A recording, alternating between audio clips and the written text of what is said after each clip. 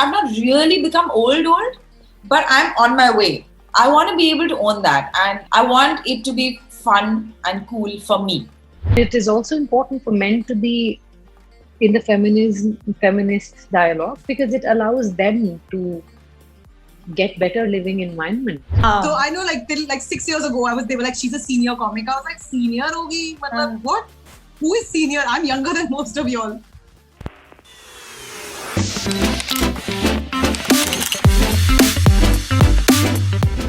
Hello and welcome to Sisterhood, the show where women confront their challenges and confess their insecurities and together figure out what to do about them.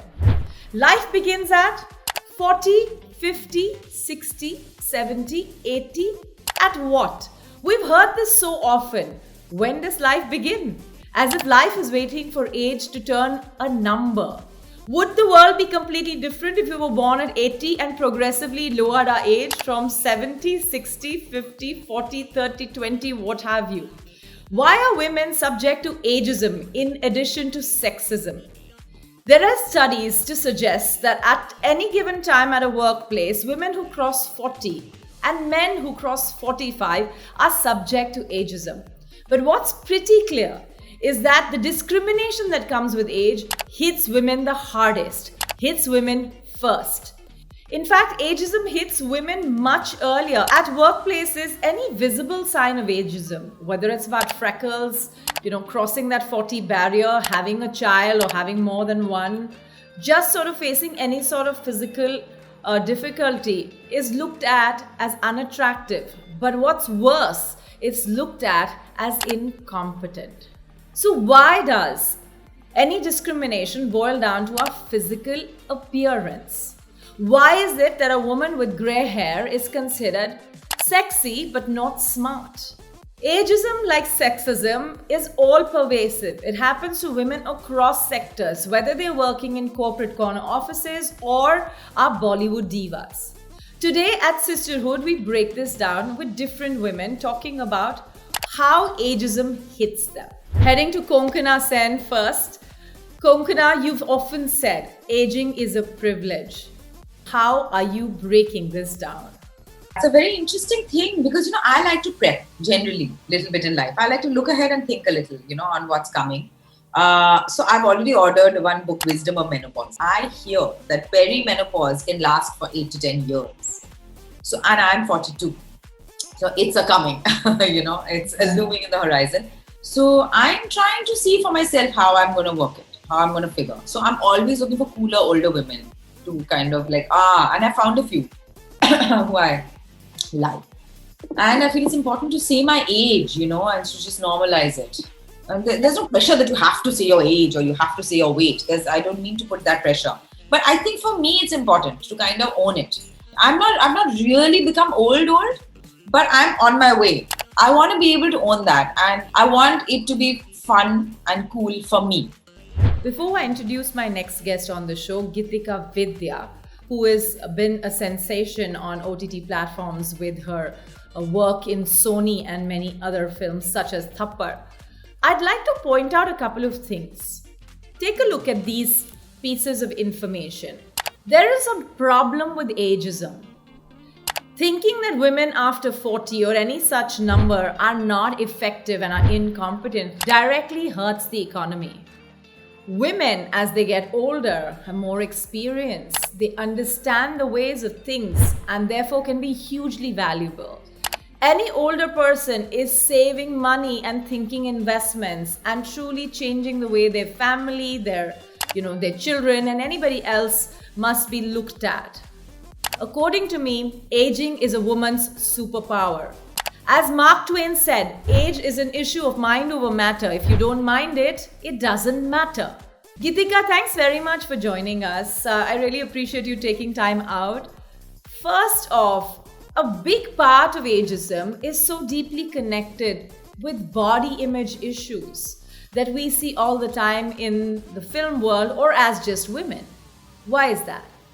Whenever I would talk about anything that I looked at as flaw, whenever someone would point out to my mother, I say Geetika Vidya. Vidya is my mother's name. जब कोई कहते थे उनको कि विद्या तुम्हारी लड़की की आवाज तो बहुत भारी है, ये तो लड़कियों की तो इतनी भारी आवाज नहीं होती. It would bewilder me, it would make me feel conscious about my own self, but then I would go back to my mother and talk to her and she will tell me that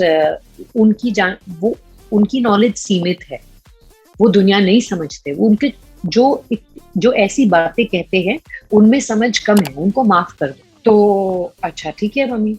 तो करते करते जब भी किसी ने मेरे अंदर कोई चीज कही कि ये कमी है, आई थॉट मैं उनको माफ कर दूं.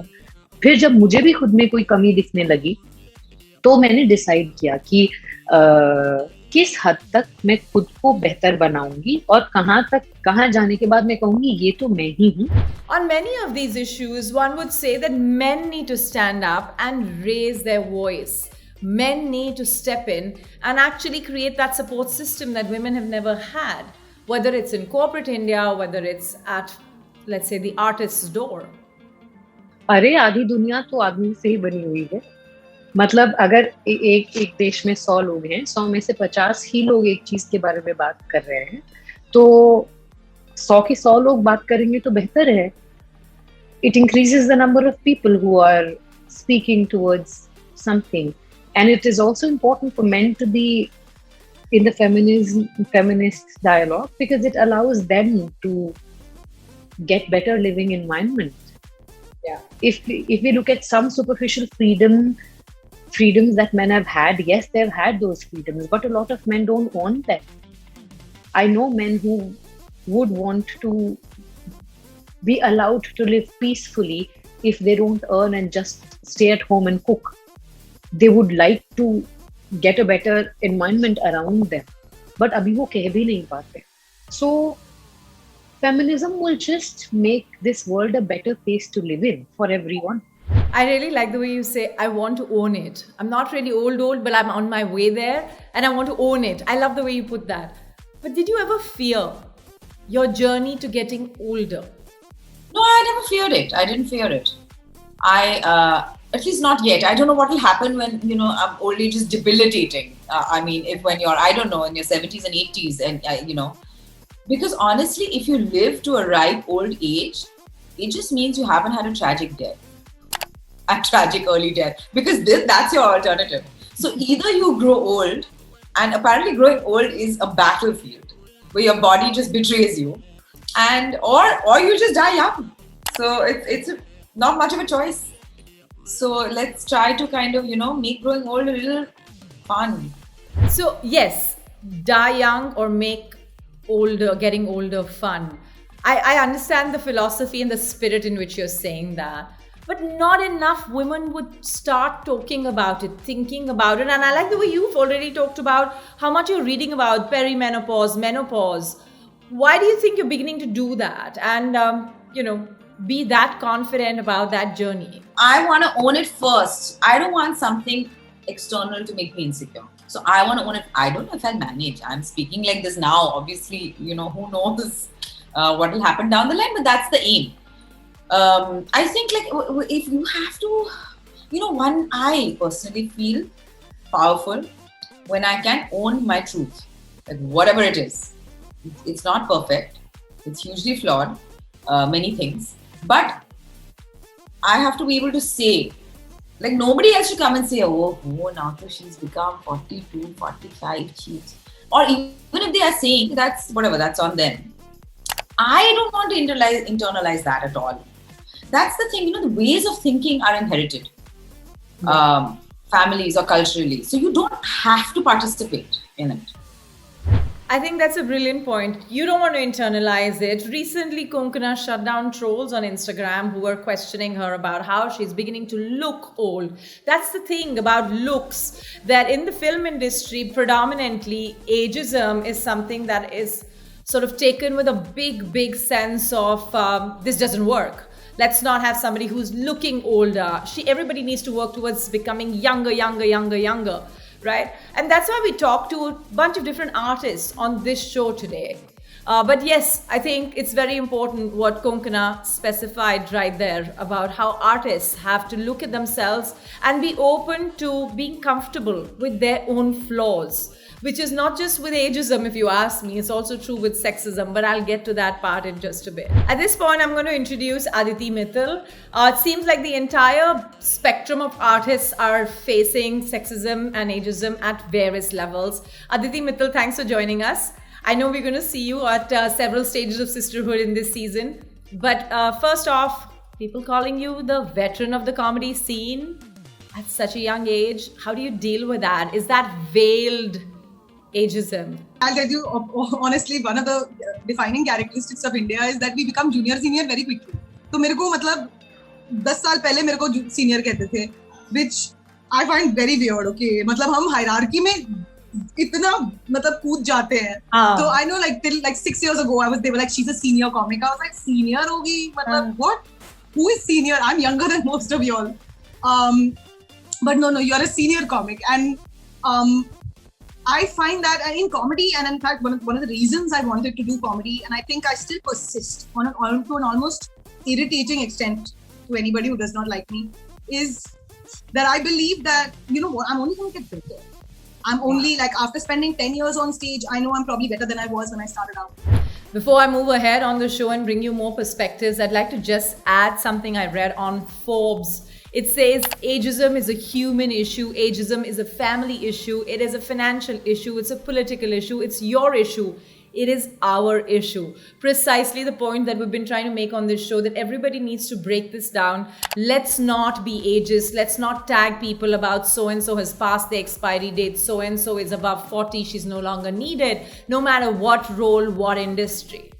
Now I bring you some voices from different people in the film industry. One of them is Tisca Chopra, who talks about how ageism really hits women hard and why. She even made a film about it. What is actually the idea of age and how ageist are we? And the brunt of that is felt even more strongly by women, particularly because we are commodities of youth and perky breasts and sexuality. So when that seems to be not on the cards that much, that's not the focus of who you are, then what is it that you are useful for? And I found that tragic, because I'm saying that women's stories are so enormous in the current time. I mean, the kind of human interest stories that exist, that women go through in a largely misogynistic world. So it comes from all of those ideas. I also caught up in the last season with Neena Gupta, and it's hard to not have her perspective on this issue of ageism and all the sexism that surrounds it. I have had a long career where at 60 I got my break. So I have only told myself, ठीक है, काम नहीं मिलेगा कोई बात नहीं, जो छोटा मोटा मिल रहा है I will do it. But I will always do hard work, and I have realized that if, say, you are you are after doing this role and you are doing your best and you are meeting that director or producer, so if you keep doing that mehnat, maybe you won't get that, but get something else. This is what I have realized. So there's no substitute to hard work. Hey, thanks so much for joining us. It's such a pleasure having you with us here on Sisterhood. First off, why are we obsessed with women crossing certain ages in whichever profession they are and not celebrating them? I mean, look at Asha Parekh, look at Wahida Rehman reinventing themselves in the 80s and 70s, being single, doing what they want, and becoming iconic people for the kind of just empowered lives they're living, because they don't really care. Age is just a number. How do you feel this is playing out in the corporate sector? My team sometimes pulls my leg and says, stop being old-fashioned, or stop being a boomer, or stop being so politically incorrect, okay? And the kind of stuff I would tell my father or people of that generation. But I don't think there's been any active discrimination as such. Active discrimination, okay? There may be subtle stuff that I have not noticed because I tend not to notice these kind of things. But the most subtle change, or the most obvious change rather, is when you morph from being baby to Didi to auntie to Maji. Okay, so right now I'm in that stage where some people call me Didi and some people call me auntie. I haven't yet reached Maji, and I have seen that happen with my mother, where she went from auntie Ji to Maji, like this. And it's how people respond to you. Now, nobody's asked you whether you want to be called auntie or you want to be called Maji, or whether it really impacts your own sense of self. The outside world is coming to it through to addressing you through a place of respect. So you can't really look at them and say, you're being discriminatory or whatever. So I think there's a whole bunch of education that needs to be done. There's this whole bunch of sensitization that needs to be done. Where will the change come from? I think it will come from women. It'll actually come from women. Even now, if you look at it, it is women who put that pressure on themselves. That I need to do this, and I need to be a good wife, and I need to be a good mother. And if I don't do all this, I'm in some way less than what I should be. And I think that a lot of the pushback will come from women, and I'm already seeing that with more and more people deciding to go childless voluntarily. With more and more people, more and more women across the world saying, I don't want to be in a relationship. I don't want to be a mother. I think that with adoption becoming more and more normalized, I think that it will take time. I think it will take time, but I think that it will happen. I'm an optimist on things like this. Why do we pay so much attention to the physical appearance? Is that where part of the problem is? And therefore, ageism is a sort of sexism. I think one of the things is that really old people, like the people in the 80s and the 90s, make us aware of our own mortality. Okay, we don't want to think we are old. Just as very young children make us aware of our mortality, because as they grow older, we feel older. Okay, and these are very linked concepts. As far as physical appearance is concerned, I think it's getting mixed up somewhere. I think it needs to be about health. Do you really want to work with somebody who's grossly unhealthy? Okay, and who may literally drop down? And I think it's being articulated the wrong way, as in having the perfect body as opposed to having decent fitness. I think we need to be able to look at these very differently. It's getting articulated as six-pack abs and whatever else, but I think is somebody going to be able to work 9 hours a day without dropping down with exhaustion? And I think that needs to be at the core. And it doesn't matter if that person is 25 or 55. I think it's important to see whether they can work. Now, a whole bunch of other issues come in. What about physical health? What about mental health? And we need to make allowances for all of these in a workplace environment. Whether you are talking about a 25-year-old with, let's say, PCOD or a 55-year-old with heavy-duty diabetes, it doesn't really matter.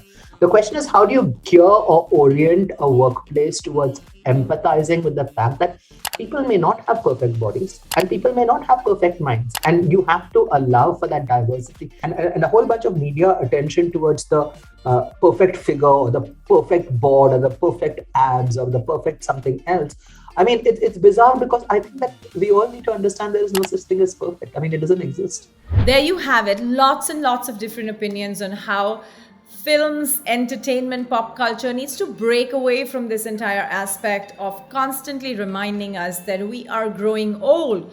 Of course we are growing old. It's a natural process. Celebrate it. Why are men with salt and pepper hair called handsome and aging gracefully, but women are sort of left to their own, because they need to now find alternative ways of finding themselves or doing something more with life. I think we really need to break those conversations down, and I am delighted to believe that She the People is making a very, very important move in that direction.